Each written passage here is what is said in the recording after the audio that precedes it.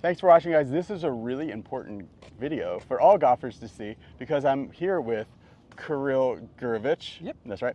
And he's from Sensor Edge. He has this new product, very new, that I guarantee almost nobody has used yet in a golf context that's watching this video. And he has really been able to, with this special grip sensor that can show where and how hard you're squeezing the grip throughout the whole swing. And now he's measured this on many regular players and many pros across a lot of different sports: baseball, cricket, golf, other things too, also into like industry and military and other things like that. But he's found some facts and fiction about what's going on with rotational sports and golf in particular. Tell us what we have here. What are we looking at?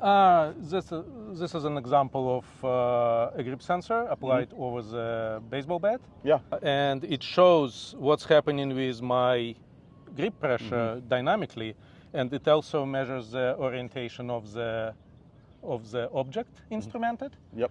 And that is very simple concept. So whatever is happening, you squeezing it, you see the color, you see the graph reaction, and that is the main point, how you get an objective information on what's happening in between your hands and the object you're touching. This is really cool. I'm going to try it for a second. Sure, yeah, absolutely. Yeah, you see the picture. Oh yeah, and then you can see kind of that And you heat see the map graph. of where my... Exactly, yes.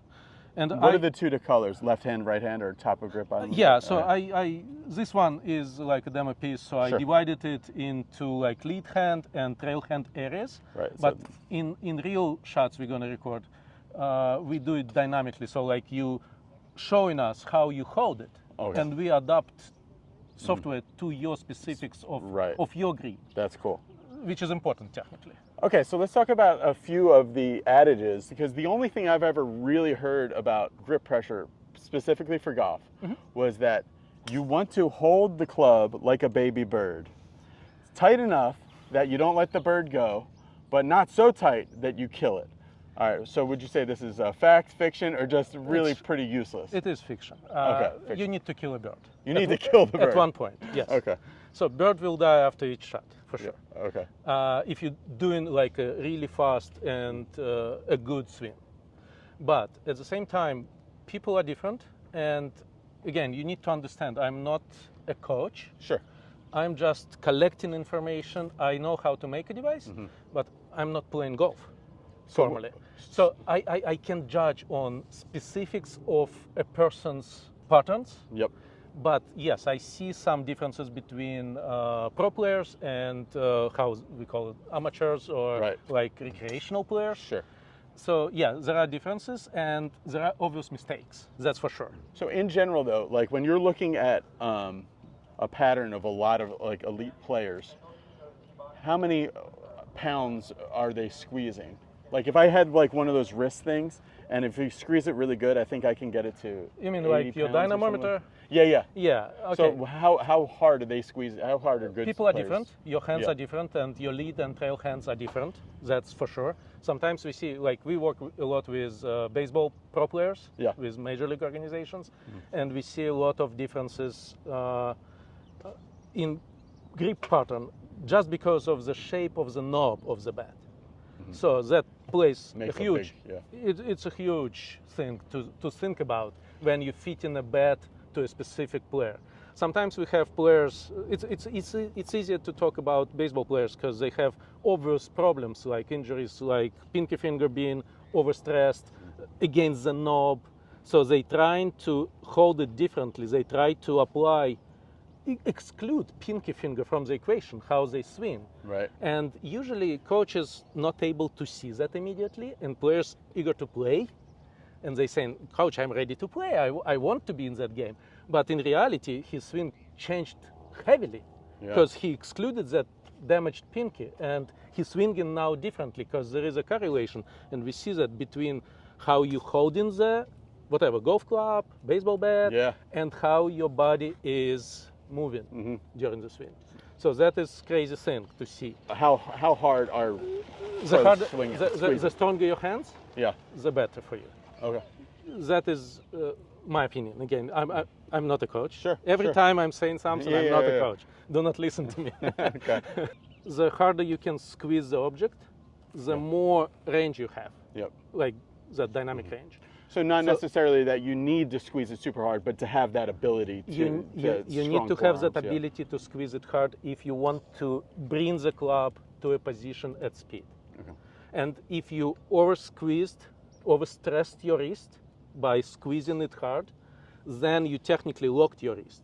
And since you locked your wrist, yes, you can accelerate the whatever, club, bat, whatever. Right. But you can't normally control the angles Yep. you need to control. So technically your brain is compensating that inability to control the wrist and changing the way how your body is turning and moving. And that is changing how you transferring your weight during the swing. So that's all important. Back to strong players would pull like what, up to 70 kilos maximum, I guess. Okay. Roughly. Different story. Okay. So if you're strong enough, you can squeeze object hard. You have more abilities to play within that range. Wow. What are some of the other things that you've heard golf pros or other people in the golf space say about grip and grip pressure that has either lined up or not lined up with what you've found? Not a lot of people really able to measure this because we are the only company on this planet to make this. Right. And it was a lot of attempts to make it. Everyone failed. Yeah. We have it as a product right now. We supply certain players, coaches, and researchers. And teams. Major league organizations for sure. They really want to see what's happening there. Yeah.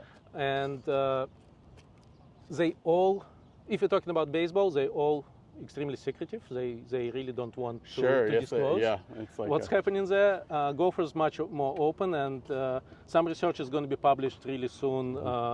People are going to present during the Scientific Golf Congress of Golf. Some research is, I hope, going to be published during the TPI Summit.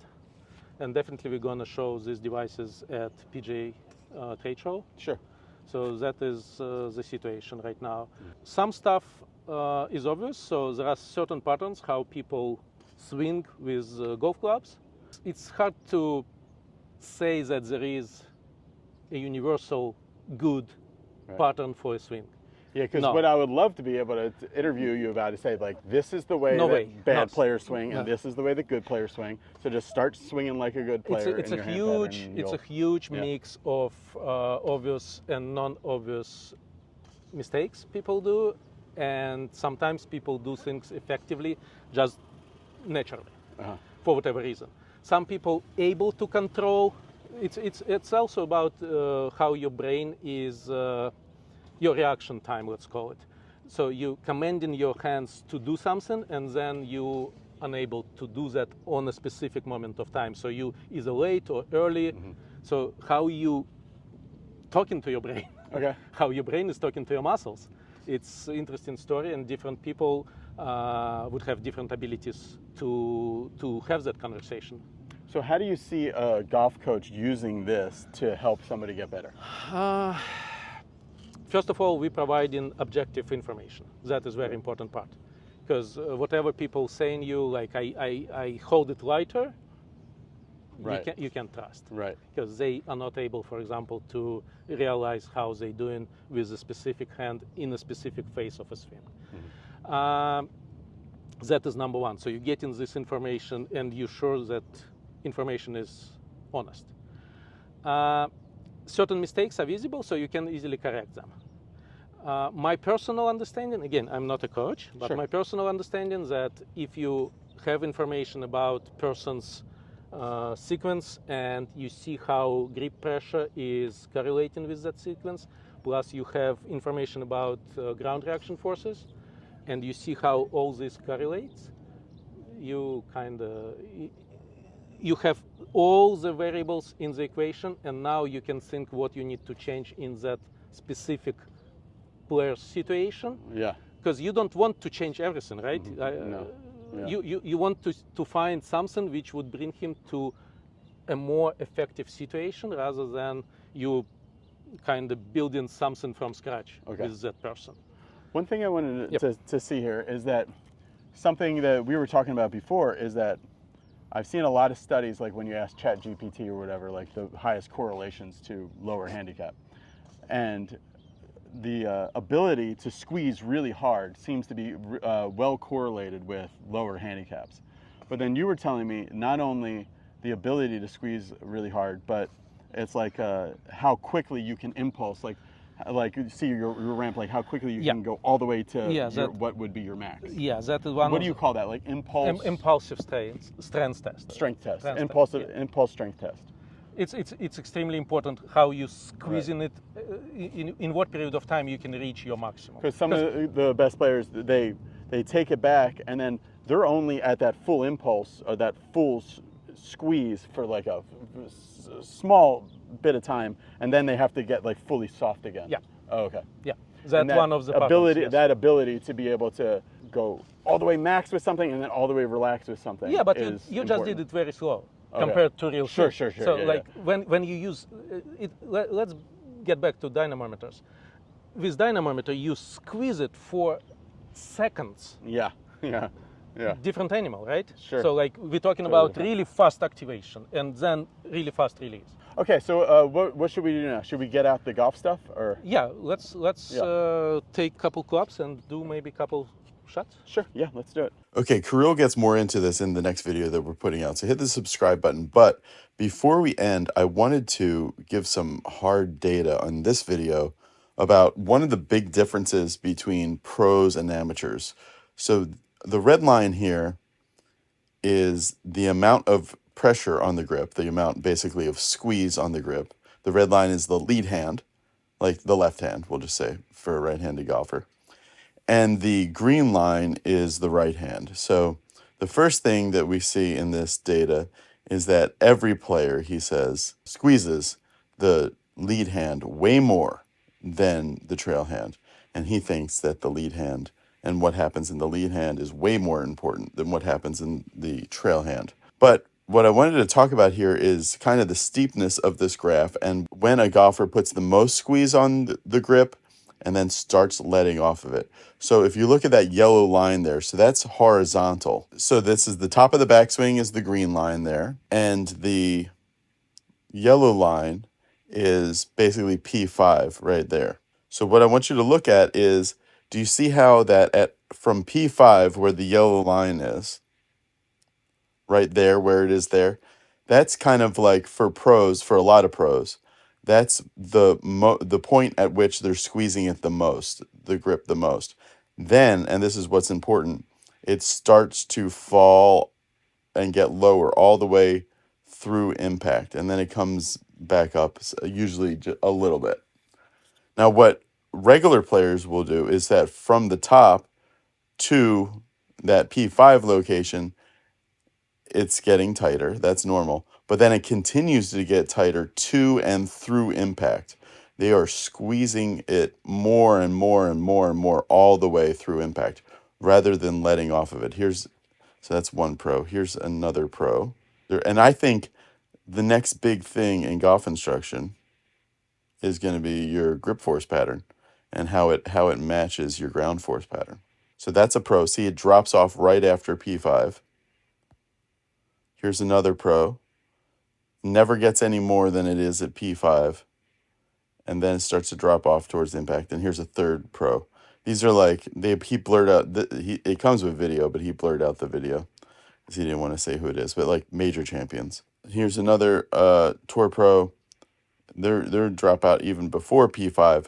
But the main thing is, I think, that you don't want to ever get more than what you had at P5 and then a drop off all the way to impact. So P5, they're squeezing this grip. Actually, right before P5, they're doing 105% of what they could maximally squeeze the grip. They're doing more than they are able to statically, which is crazy. But then by impact, it's all the way down to 84%, actually 69%. So it's dropped a lot. All right, now here's my swing, and this is something that I'm going to work on, and I started to see results really fast. See, there's P5, and this is a good example because this is like really bad. There's P5, and then I keep squeezing the grip all the way to P6 and beyond before I start to let off of it. And I have a bunch of swings on here. But here's another example where P5 happens and I continue in my downswing to squeeze the grip even more and more and more before I finally let off of it. Same thing here. And then something that Kirill said was that he doesn't usually see, and he thinks it's probably some kind of mental problem, is that after the ball is hit and gone, I then do this kind of re-squeeze. See that red line going way up in the left hand, and he said he hasn't really ever seen that, and there's no use for it, and it could lead to some issues. He said the right hand is basically exactly how it should be, but that left hand, I'm putting too much squeeze for too long, and then I do a re-squeeze right after I hit. So if I go all the way near the end, you can see I've lowered the re-squeeze, and it's starting to get a little better. And then the ball flight started to come down and the consistency went up. See that one? I re-squeezed really tight. All right, so that's just something I wanted to make you aware of, that when we're looking at these pros, they are letting off the gas of the squeeze much earlier than regular. They're probably squeezing harder in transition than regular players, but then they're letting off the gas of the squeeze much earlier than regular players. Regular players would have that red line going up, up, up all the way through impact. Whereas these pros, they're squeezing very hard during transition to about what they're calling P5. But then from then on, they are like basically like softening their grip quite a lot from P5 all the way through impact.